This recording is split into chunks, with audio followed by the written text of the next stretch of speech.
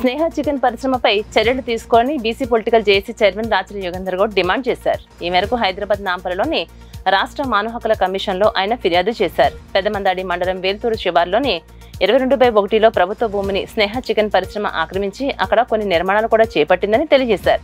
ప్రభుత్వ నిబంధనలకు తూట్లు పొడుస్తూ భూ కబ్జాలు, జలదోపిడీతో దౌర్జన్యం చేస్తోందని ఆరోపించారు.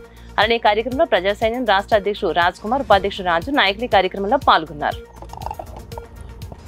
ప్రజల ప్రాణాలతో చెలగాట మాడుతున్నటువంటి స్నేహ చికెన్ పరిశ్రమపై చర్యలు తీసుకోవాలని నేడు మానవ హక్కుల కమిషన్లో పిటిషన్ దాఖలు చేశాం.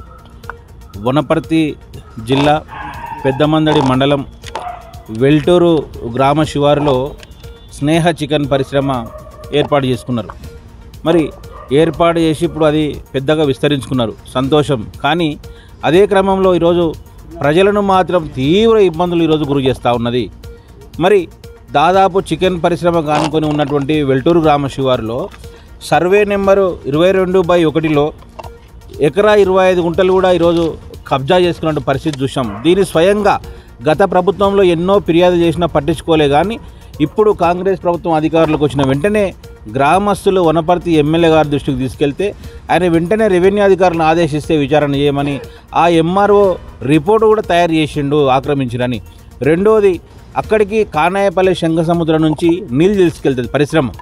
ఎప్పుడు తీసుకెళ్లాల నీళ్ళంటే ఏదైనా ఒక చెరువులో కానీ, ప్రాజెక్టులో కానీ, రిజర్వాయర్లో కానీ నీళ్ళు సఫిషియెంట్గా ఉన్నప్పుడు పరిశ్రమకు నీళ్ళు తీసుకెళ్ళాలి. కానీ వాళ్లకు గవర్నమెంట్తో అగ్రిమెంట్ కూడా 2023 సెప్టెంబర్లో అయిపోయింది. నిబంధనల ప్రకారము అగ్రిమెంట్ అయిపోయిన తర్వాత కూడా అక్కడ ఆల్రెడీ ఇప్పుడు క్రాప్ హాలిడే నడుస్తూ ఉంది. రైతులకు కూడా నీళ్ళు లేవు, తాగునీటికి నీళ్ళు లేవు. అయినా కూడా అక్రమంగా, దౌర్జన్యంగా అక్కడ నీటిని కూడా తీసుకెళ్తా ఉంది పరిశ్రమకు. రెండోది,